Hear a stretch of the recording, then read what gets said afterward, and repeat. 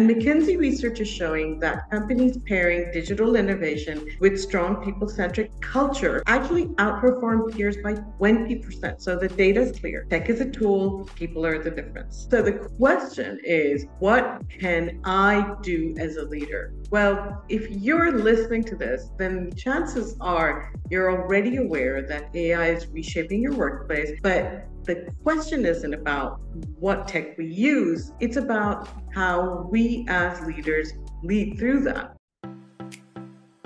Welcome to the Future Ready Leader podcast, where we explore the strategies, the mindsets, and the innovations that are shaping leaders like you for tomorrow.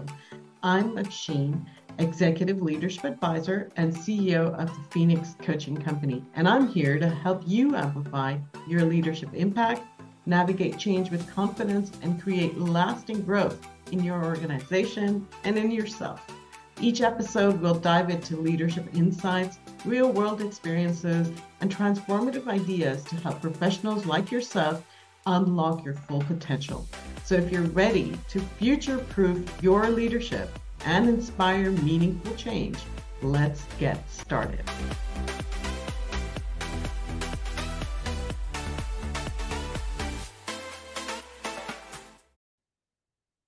Welcome to the Future Ready Leader podcast, where I help leaders with clarity, courage, and care.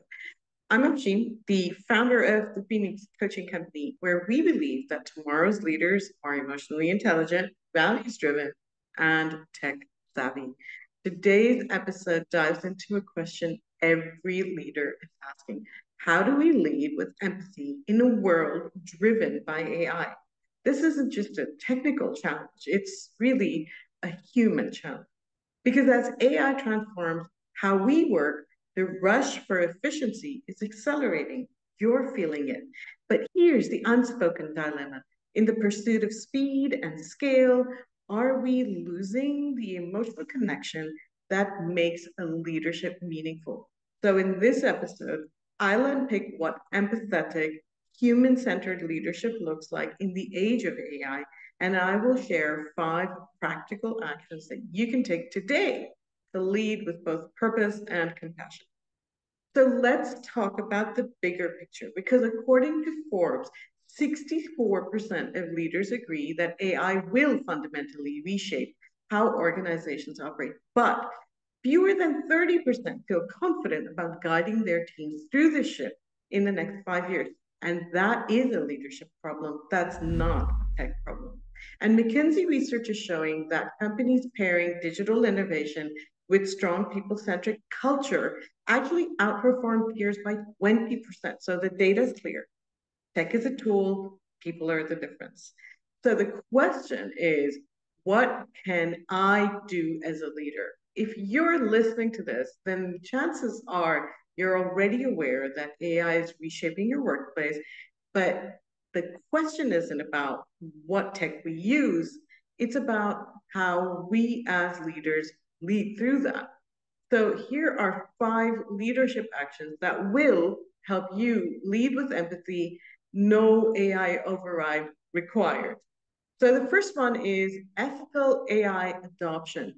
AI is a tool, and tools don't carry the values that we do. That's why it's really up to us as leaders to ask the hard questions and ask them early. Who is benefiting from the system? Who might be excluded from the design? And who isn't at the table when the decisions are being made? Audit your systems. Look for the bias. Bring in cross-functional perspectives, different genders, background levels, not just your data team, because this is how you build trust before the problems arise, not after the implementation has already happened and everybody has to be a victim to the impact of the implementation. As Harvard Business Review puts it, ethical oversight is now a leadership imperative.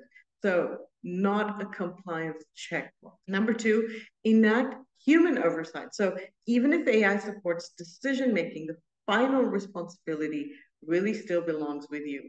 Leaders like you have to translate data into something that people understand and feel. So you're not interpreting reports, you're interpreting meaning. What does this data mean for our people? That's the question to ask, because you are the cultural compass, the translator between the algorithm and the action. AI can guide, but leadership still demands your presence. If all of this feels like a lot to carry, a lot to do, a lot to interpret, I want to pause and offer you something helpful. I have created the Leadership Vitality Scorecard. It's a quick and it's a free tool to help you check in on your current leadership, energy, and focus and alignment with your values. It's designed to help you reflect on what's fueling or draining you across 6 key areas: energy, clarity, connection, integrity, curiosity, and boundaries. And you can download it for free at the link in the description. It's a great way to start leading from your values and not just through reaction. Now, number 3, holding emotional space. This is one you'll hear me come back to very often. AI can optimize workflows, yes, but it can't check in with someone who's quietly struggling. It can't sit in through difficult conversations, and it can't offer reassurance after a tough systemic shift or change. That is something only you can do as a leader. So start asking, what's the emotional temperature in my team right now? You know, who is withdrawn lately? Who hasn't been heard? And that enables you to create a psychological safety through your presence and your consistency. Because PwC has found that teams with high emotional safety are actually 5 times more likely to deliver top tier business. So, yes, emotional presence is a performance strategy. So, number 4, communicate change with context and not just with speed, because rapid change without framing is threatening, even when the change is positive. So when you're introducing AI systems or restructuring workflows, don't just say what's changing, say why it's changing. Be honest when you're still trying to figure it out. Invite questions. Help people define their why for the change and create listening sessions or small groups so people feel heard. Change does not have to erode trust if it's led with clarity, with care, and with inclusion in mind. And finally, redesign roles around human strengths, one of the biggest opportunities AI is giving us at this time. So the question is, what will we do with it? Reassess your team's roles and responsibilities. Where can AI take over the admin? Give your people more space to lead, to connect, to be strategic, to mentor. We need to upskill, not just for tools, but for human skills, empathy, curiosity, communication. These are the superpowers in a tech-driven world. This isn't just about resisting AI. As you can hear from what I'm sharing, it is about rehumanizing leadership. At the Phoenix Coaching Company, we believe that empathy is not optional. It is actually the glue in a world that prizes speed over soul. Our leadership solutions equip leaders to build emotionally intelligent leadership pipelines, align values with digital transformation, and thrive through uncertainty, AI included. So if you're a corporate leader, you're an HR partner or senior exec, ready to lead at the intersection of emotional intelligence and tech, then let's talk.